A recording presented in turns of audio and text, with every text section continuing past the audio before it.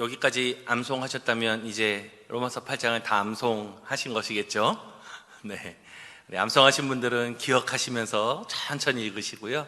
암송하시고, 또 아직 암송 못하신 분들은 같이 보시면서 천천히 우리 암송하신 분들이 따라 하실 수 있도록 우리 함께 한 목소리로 읽겠습니다. 시작. 누가 우리를 그리스도의 사랑에서 끊으리요? 환난이나 공고나 박해나 기근이나 적신이나 위험이나 칼이랴. 기록된 바 우리가 종일 주를 위하여 죽임을 당하게 되며 도살당할 양같이 여김을 받았나이다 함과 같으니라. 그러나 이 모든 일에 우리를 사랑하시는 이로 말미암아 우리가 넉넉히 이기느니라.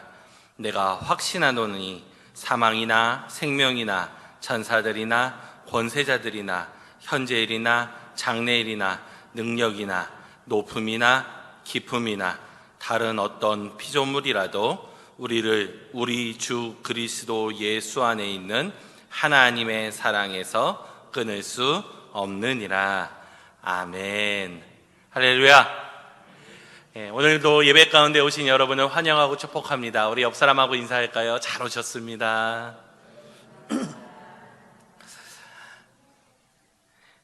예수님을 믿으며 우리는 기대하는 것이 있습니다.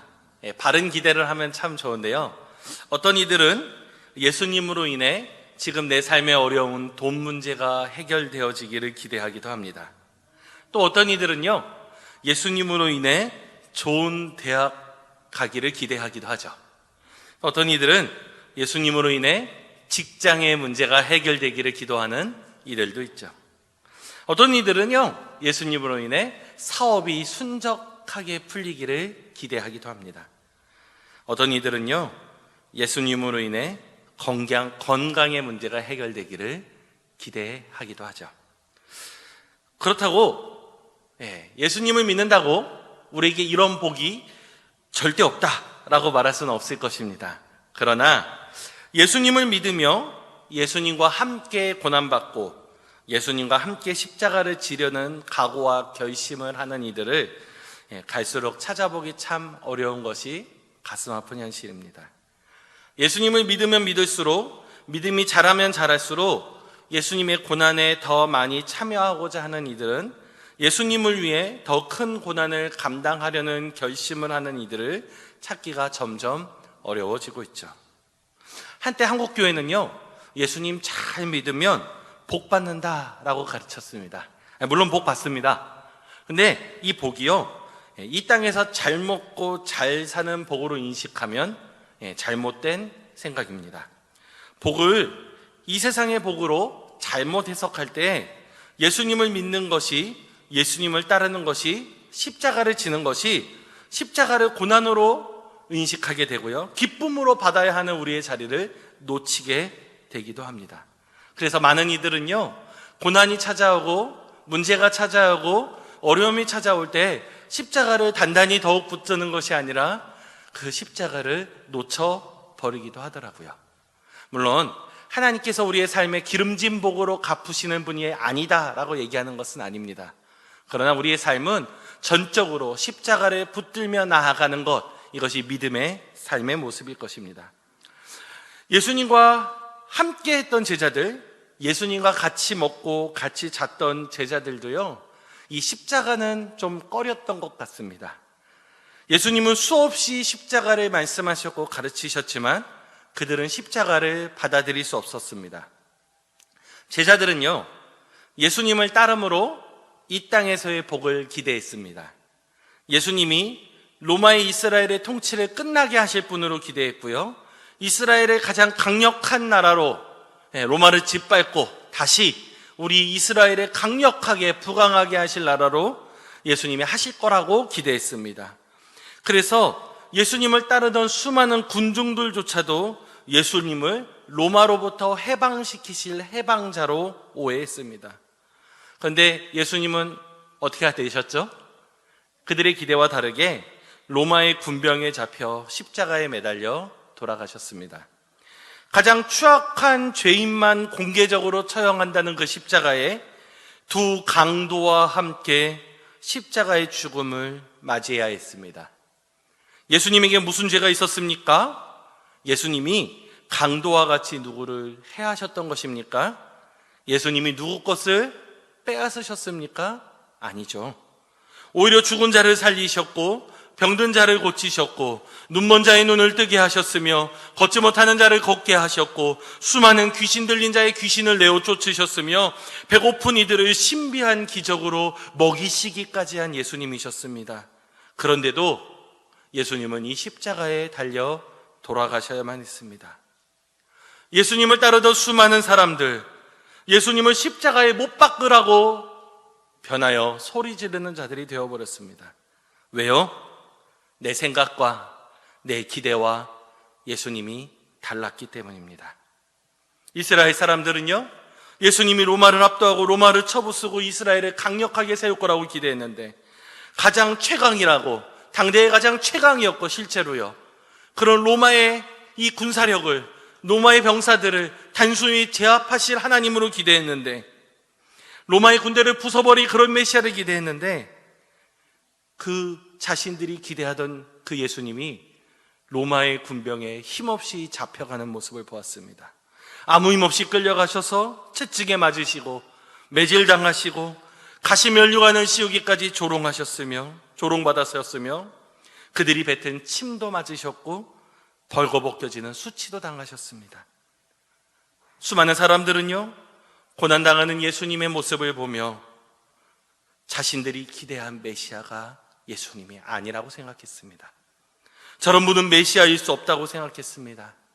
십자가를 지시는 예수님을 미련하다고 여겼고 무능하다고 여겼고, 그러기에 그들이 돌변해서 바로 직전까지 호산나 다윗의 이름으로 오시는 이여라고 예수님이 예루살렘에 입성하실 때에 찬송하던 그들이 돌변하여 예수님을 십자가에 못 박아라 라고 소리치는 성난 군중이 되었습니다. 예수님이 십자가에 못 박힐 만한 죄를 지었기 때문이 아니라 예수님이 자신들이 생각하는 예수님이 되어주시지 않았기 때문이었습니다. 그래서 그들은 화가 났습니다. 예수님이 남의 것을 빼앗고 다른 일을 해하였기 때문이 아닙니다. 내가 원하는 예수님이 왜 안 되어주셨냐는 거죠. 그래서 그들은 화가 난 것입니다.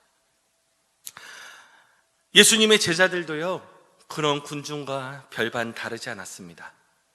예수님의 죽음 앞에 모든 제자는 도망갔습니다.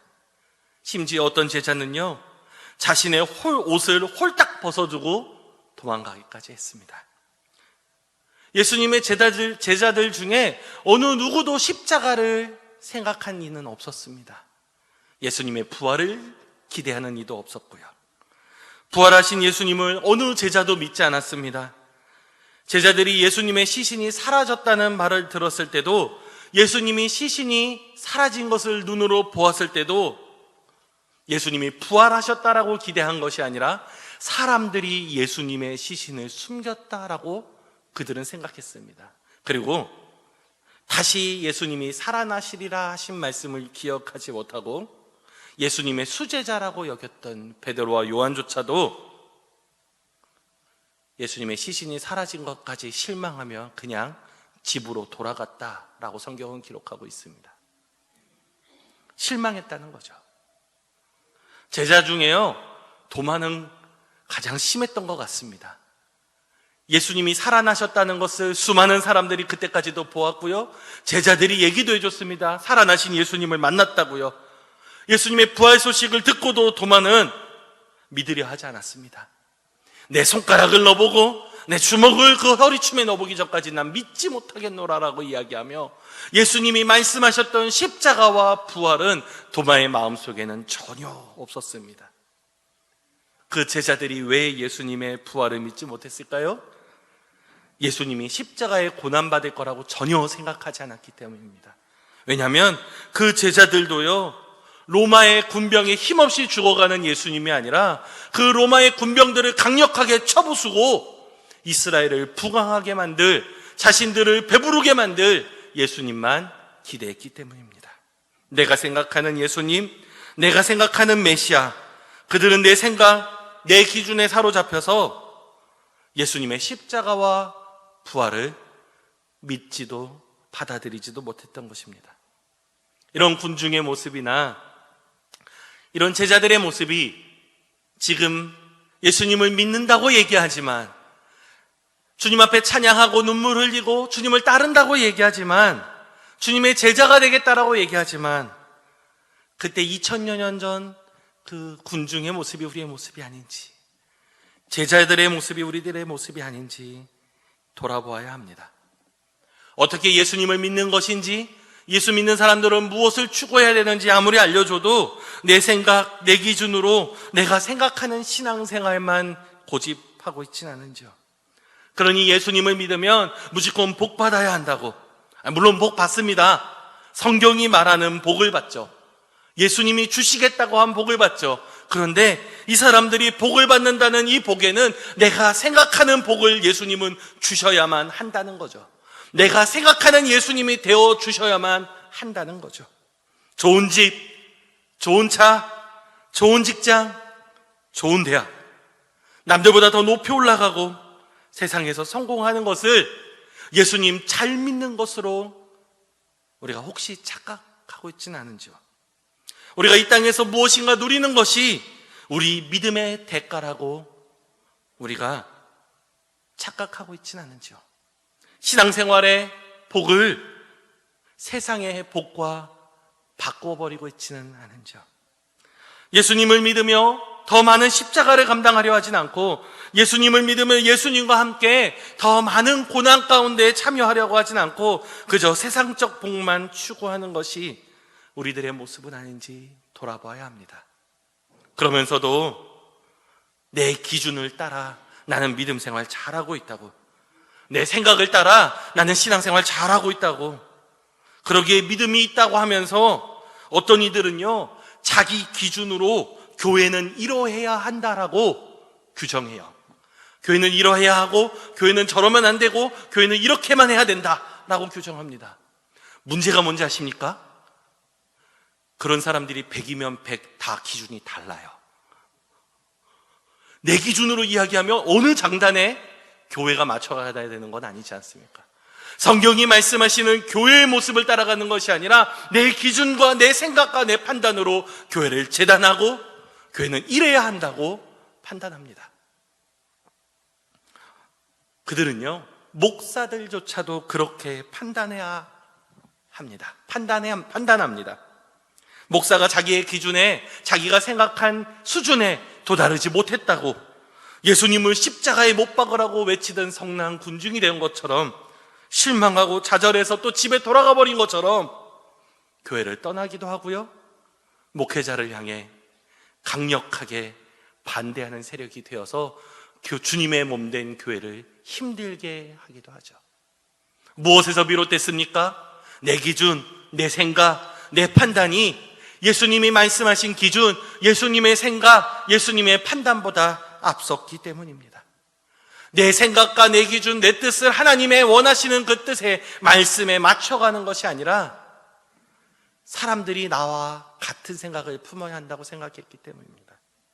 혹시 우리에게 이런 모습은 없는지요?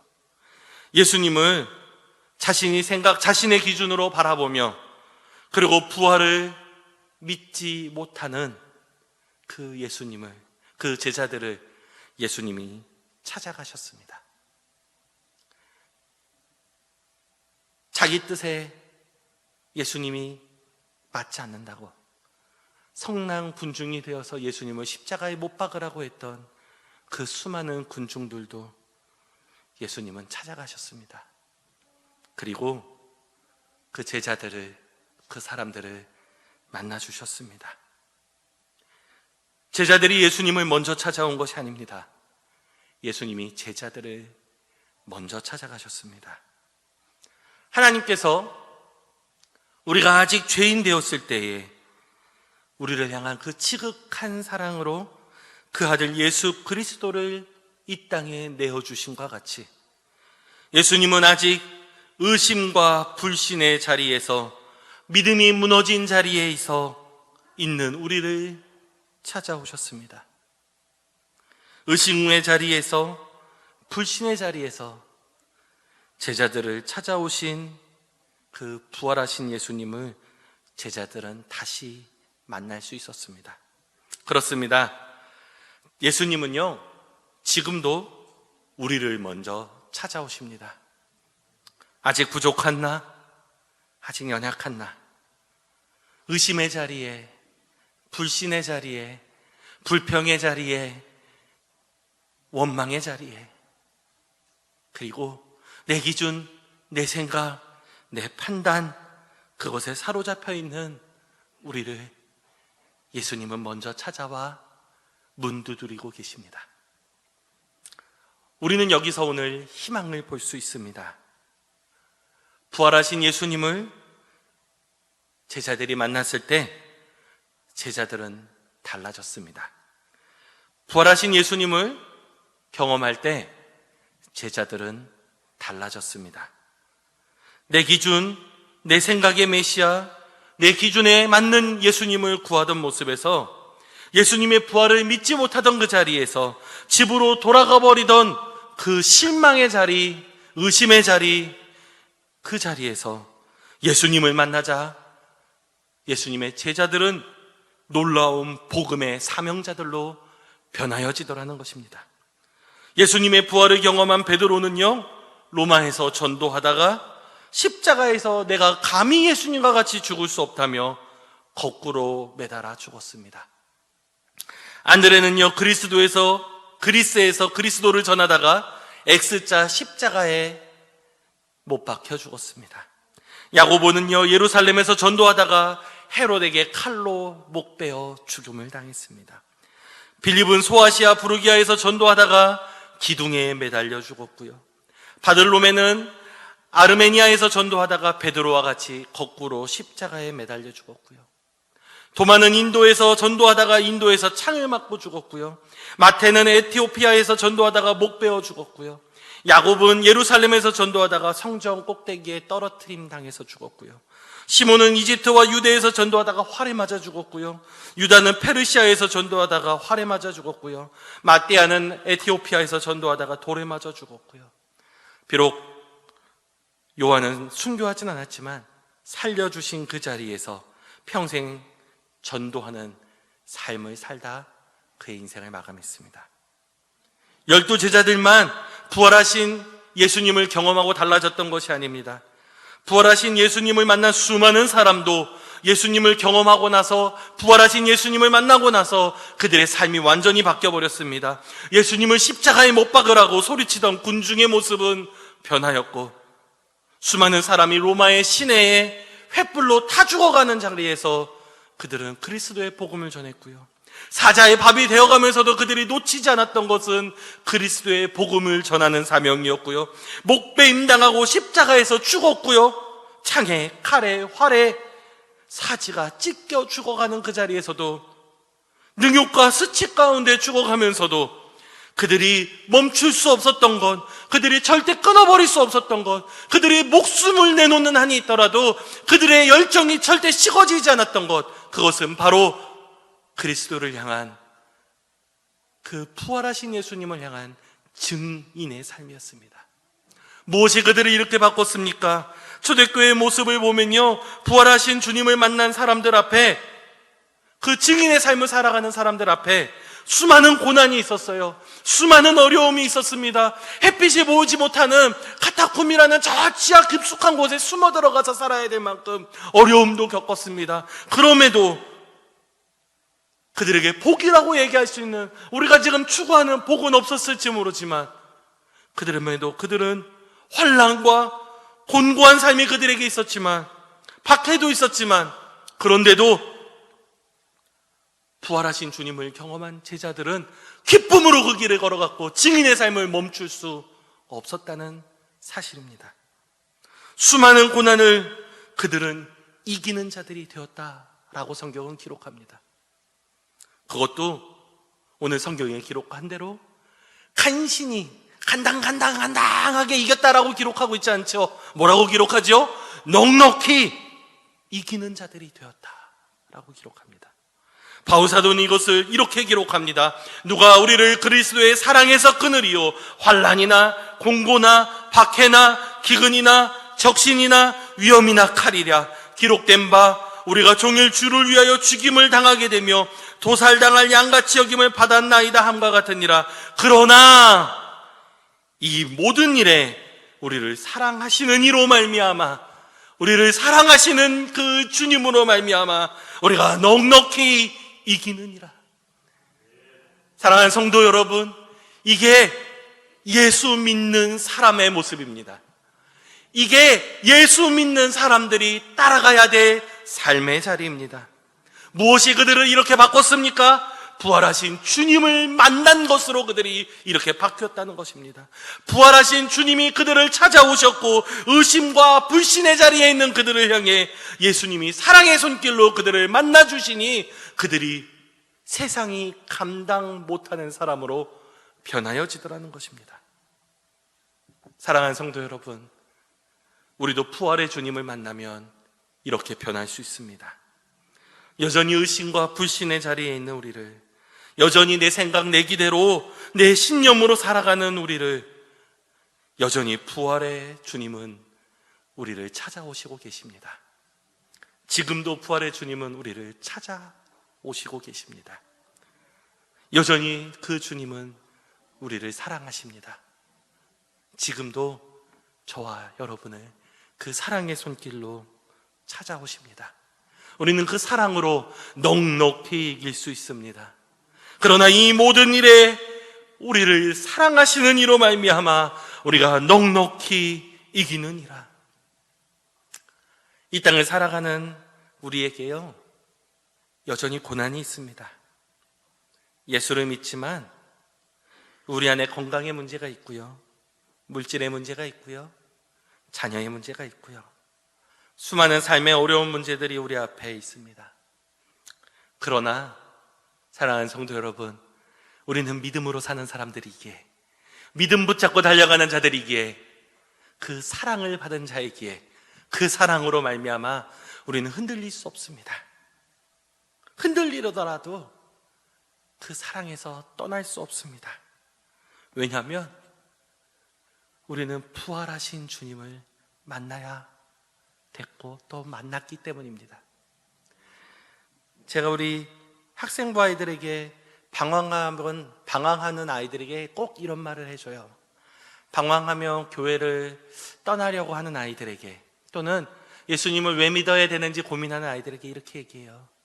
큰 폭풍우가 치고 환란이 다가왔을 때, 배가 요동치며 언제라도 배가 뒤집힐지 모르는 그 상황이 다가왔을 때 반드시 해야 되는 게 있다면 그것은 무엇이냐면 기둥 든든히 붙잡는 거라고요. 바다에 빠지면 죽게 돼 있다고요. 흔들릴수록 든든히 붙잡아야 되는 게 있다면 기둥이라고요. 사랑하는 성도 여러분, 우리 삶에 문제가 찾아오고 우리 삶에 고통이 찾아왔을 때 바다에 빠지면 죽습니다. 우리가 든든히 붙잡아야 되는 기둥, 그 기둥은 무엇이겠습니까? 십자가 아니겠습니까? 우리가 이 고난 가운데서도 넉넉히 이기게 하실 하나님 바라보며 든든히 십자가 붙들기를 소망합니다.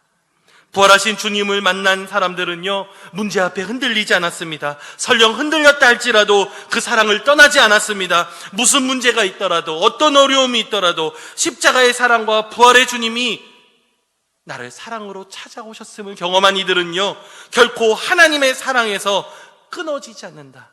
내가 확신하며 얘기한다. 결코 끊어지지 않는다라고 얘기하는 것이 오늘 바울 사도의 증언이며 확신입니다. 우리 같이 읽어볼까요? 38절, 39절입니다. 내가 확신하노니 사망이나 생명이나 천사들이나 권세자들이나 현재일이나 장래일이나 능력이나 높음이나 깊음이나 다른 어떤 피조물이라도 우리를 우리 주 그리스도 예수 안에 있는 하나님의 사랑에서 끊을 수 없으리라. 끊을 수 없으리라. 여러분, 문제가 찾아오셨습니까? 절망이라고 생각하는 자리에 서 계십니까? 부활의 주님을 만나십시오.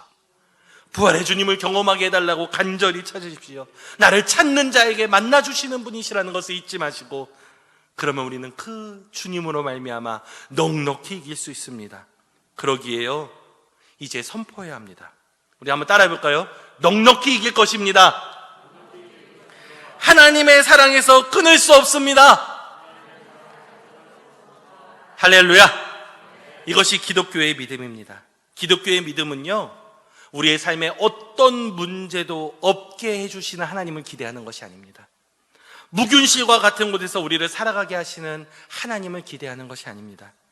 하나님은요, 우리를요, 어떤 문제를 만날지라도 우리가 강력한 믿음의 힘으로 넉넉히 이기게 하시는 그 믿음을 갖기를 하나님은 간절히 원하십니다. 그러기에 어떤 문제 앞에 있을지라도 그 어떤 것이 하나님의 사랑에서 우리를 끊을 수 없음을, 믿음과 그 열정이 식어질 수 없음을, 하나님이 우리 삶의 전부 되심을 고백하는 것이, 고통과 고난 속에서도 고백하는 것이 진정한 우리가 가져야 될 믿음임을, 우리 당진중앙 성도들에게 품으라 하시는 믿음임을 기억하시며, 여러분 고난 가운데 든든히 십자가 붙들고 넉넉히 이기는 저와 여러분 되기를 소망합니다. 우리 간절히 기도하겠습니다. 이 시간 기도하실 때 받은 말씀 가지고, 주님, 고통과 고난 가운데 하나님 넉넉히 이길 수 있는 믿음을 제게 허락하여 주십시오.